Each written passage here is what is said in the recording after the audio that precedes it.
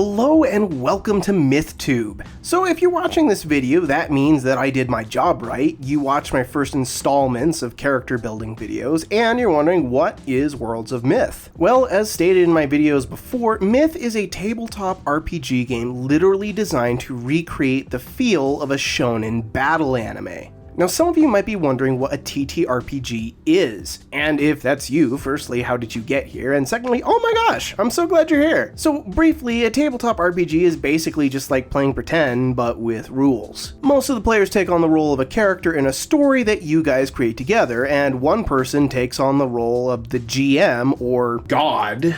His or her job is to act as the storyteller, controlling all of the enemies and other characters that the players interact with, as well as making rulings on the rules of the game. When playing a TTRPG, half of the time you spend role-playing, and the other half of the time when you need to do something that's kinda difficult, you go into board game mode, where you roll dice to figure out whether or not you succeed at a given task. That way, when you're like, I cast Fireball at Timmy can't just be like, well, I'm immune to fireballs! Okay, well then I guess I'm gonna chop his head off. I'm immune to having my head chopped off! Little Timmy can't do that because his character is built with limitations and rules, not just whims. Dungeons and Dragons, which you have probably heard of before, I'll see how you could possibly have not, was the first ever TTRPG, and it's designed to give you that kind of Tolkien-esque classic fairy tale vibe. But there are a lot of TTRPGs out there, and each is designed to help you experience a different kind of story.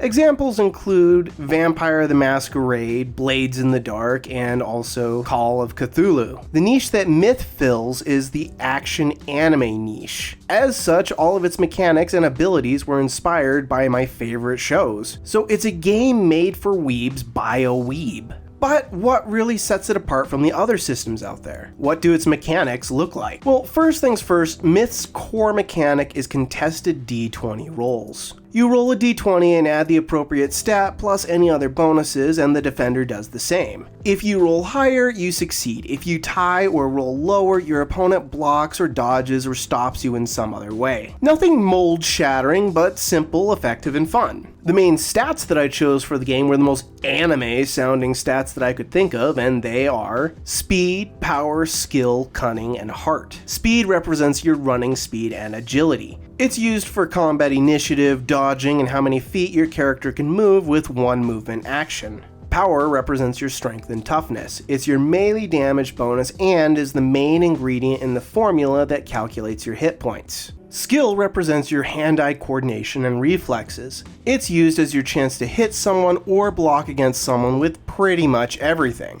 This goes for both weapons and spells. It's also used as your damage modifier for ranged weapons, but since ranged weapons cannot block, if you are a ranger, you've got to invest in speed. Cunning is the weird stat. It represents your intelligence and problem-solving skills. It can be used to analyze opponents to learn information about them and gain certain bonuses against them. But it's also associated with a bunch of tricky abilities specifically designed to scale off of it, and it acts as a stat gate for certain abilities that will just give you more stuff than you would normally have access to. In general, cunning builds just have more options at their fingertips than non-cunning builds, but the stat is a supplementary one. And lastly, there's heart, which represents your character's charisma, passion, and determination. This stat is your magic damage modifier, and it's the main ingredient for the formula that calculates your myth or magic energy. Believe it or not, the resource called Myth is a very important one in the system called Worlds of Myth. There are a lot of spells and abilities that use this resource. Basically, anytime you want to do something that is supernatural or just extra cool, you pull from this resource. It's the game's version of mana, chakra, ryatsu, ki, or curse energy. Whatever you want to call it, it's the do something cool button. As for character creation, the game operates off of a classless system, meaning that there are no wizards or fighters or bards. But instead, as you level up, you get these things called upgrade points, which you can spend to buy all sorts of stuff. Things like learning how to use a new weapon, technique, spell, upgrading your stats, or investing in a new gene. More on those in a sec.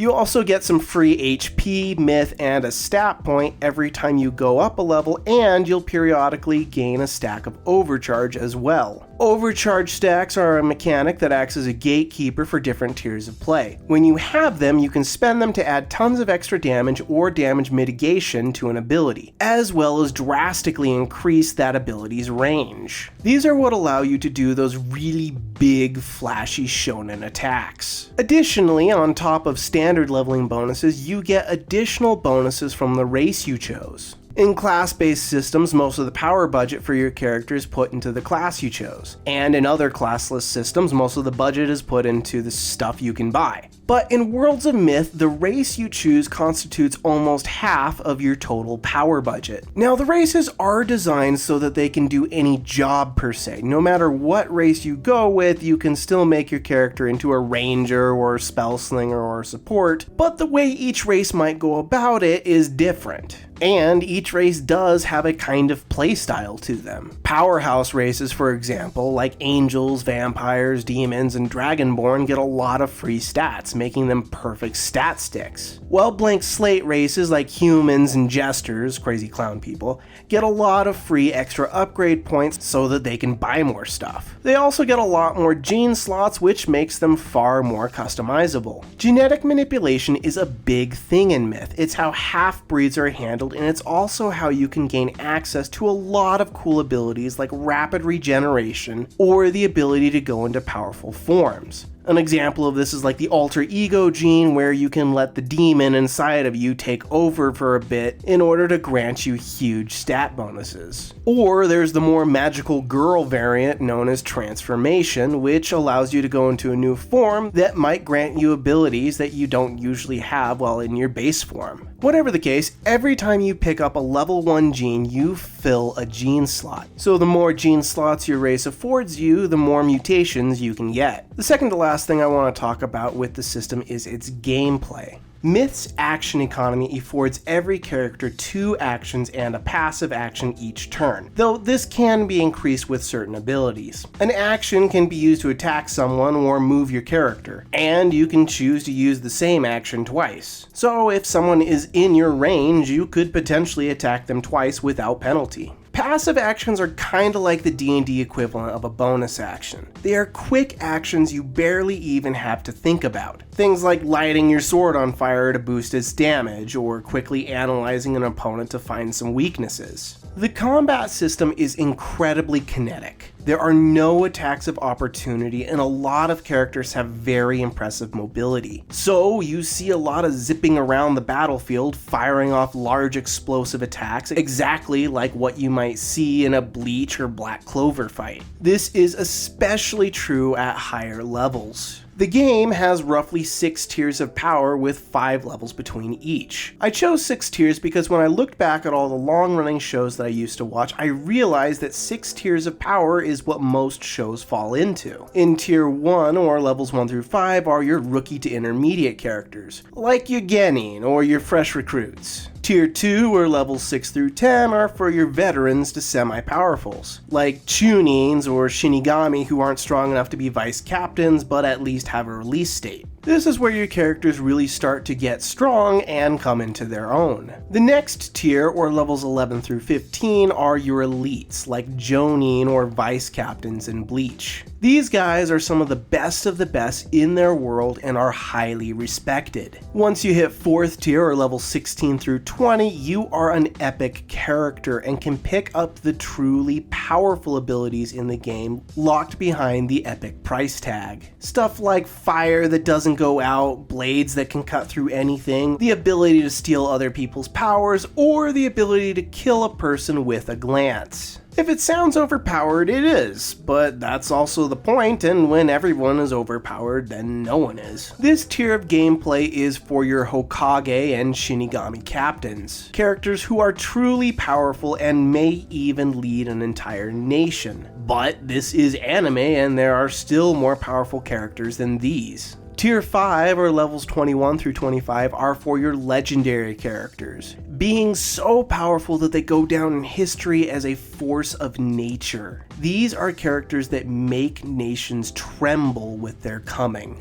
And then finally, there is Tier 6, or levels 26 through 30, but especially level 30, which is almost an unofficial 7th tier of its own. This tier is for the final boss you waited through 400 plus episodes just to get to. The BBEG that stole some kind of secret power in order to change into his final form. Those characters who are on the precipice of godhood. A character that can only be defeated by a hero who has obtained the same level of power. It is at this tier level that most player characters will never reach, but it's a great tier for making your bad guy characters. And that's the overview, folks. That is essentially what makes the game Worlds of Myth. I didn't really have time to go through everything, but I am planning on making more videos like this, going over more specific mechanics in the game, as well as going over some GM and player tips and tricks. But the amount of videos in this style that I do really is gonna depend on you guys and whether or not they are popular enough, or if you guys just mostly enjoy the character build videos. Those kinda indirectly teach you how to play anyway. If you want to try out the game for yourself, as of the release of this video, I am still giving out free copies of the game at our website, worldsofmyth.net. Grab it while you can, but keep in mind that this is a late beta version, which means that there's not a lot of artwork yet, you'll probably run across some blocks of text that need some cleaning up, and there are some abilities that are subject to change. Right now I'm trying to spread awareness of the game before its official launch, and I want as many of you as possible to enjoy playing it. And with that, my beautiful weebs, until next time, peace.